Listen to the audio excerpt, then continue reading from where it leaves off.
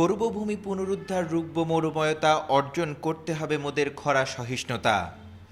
এই প্রতিপাদ্যকে সামনে রেখে চট্টগ্রামে পালন করা হচ্ছে বিশ্ব পরিবেশ দিবস ২০২৪। দিবসটির গুরুত্ব তুলে ধরে সারাদিনব্যাপী চট্টগ্রামের সভা, সেমিনার, পরিবেশ মেলা, শিশু কিশোরদের চিত্রাঙ্কন প্রতিযোগিতা, পুরস্কার ও গাছের চারা বিতরণের মতো কার্যক্রম পরিচালনা করা হয়।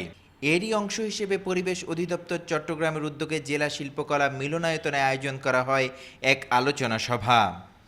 সভায় প্রধান অতিথি হিসেবে উপস্থিত ছিলেন চট্টগ্রাম বিভাগীয় কমিশনার মোহাম্মদ তোফায়েল ইসলাম।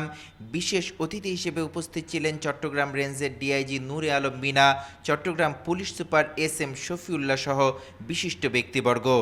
প্রধান অতিথির বক্তব্যে বিভাগীয় কমিশনার পরবর্তী প্রজন্মের জন্য একটি বাসযোগ্য পৃথিবী রেখে যেতে পরিবেশ রক্ষার উপর বিশেষ গুরুত্ব আরোপ করেন।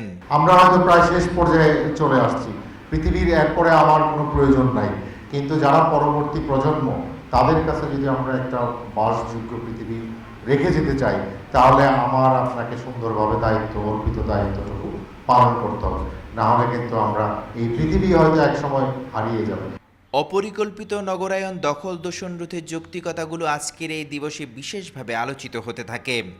পাহাড় কাটা আর ফসলি জমি দখলের মতো বিষয়গুলোতে রাঘব বোয়ালরা জড়িত থাকলেও পলিথিনের মতো উচ্চ পরিবেশ বিধ্বংসী উপাদান দিয়ে পরিবেশ ধ্বংসের জন্য আমরা সকলেই দায়ী।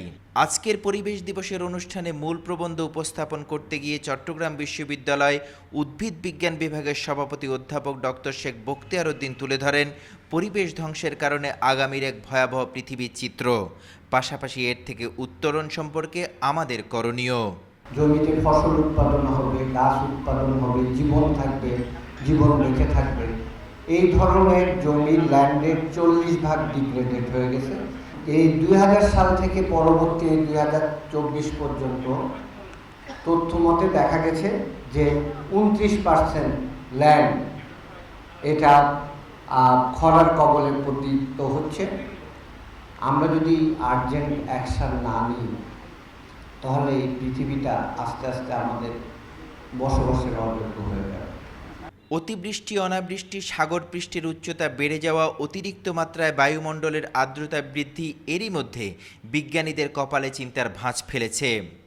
এই বছর অতি তীব্র তাপদাহ পরিবেশ রক্ষায় অধিক পরিমাণে বনায়নের বিষয়টি সামনে নিয়ে আসে। বিশ্ব স্বাস্থ্য সংস্থার আশঙ্কা, এভাবে চলতে থাকলে 2050 সালে প্রতি 4 জন শিশুর মধ্যে 1 জন পরিবেশ বিপর্যয়তার কবলে পড়বে। সকল মহলে তাই পরিবেশ রক্ষায় ব্যক্তি পর্যায়ে সচেতনতার দিকে গুরুত্ব আরোপ করা হয়। আমরা যতই বলি, আমরা যতই ডিজিটাল যুগে আসি, কিন্তু আসলেই আমরা সচেতন হব। আপনি দেখবেন রাস্তাঘাটে কিন্তু পলিথিন পড়ে আছে। বিশ্বে 1 ভাগ স্থল ও 3 ভাগ জলের মধ্যে মাত্র 0.03% সুপেয় পানি রয়েছে আমাদের জন্য। পরিবেশের বিপর্যয় এখন তা আরও নিম্নগামী।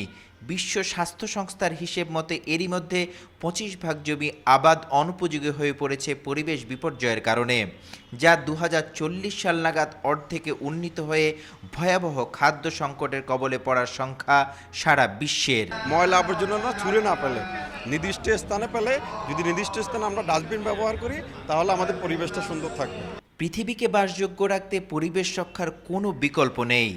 পাহাড় কাটা, খাল, নদী ভরাট ও পলিথিন আবর্জনায় পরিবেশ বিপর্যয়ের ভয়াবহ চিত্র পরিবেশ দিবসের এই আলোচনায় বিশেষভাবে আলোচিত হচ্ছে। তবে একটি দিবস কেন্দ্রিক পরিবেশ রক্ষার আলোচনা সীমাবদ্ধ রাখলে নিকট ভবিষ্যতে এক ভয়াবহ পৃথিবী দেখার আশঙ্কা সকলের। আলাউদ্দিন মজুমদার, দেশ বর্তমান, চট্টগ্রাম।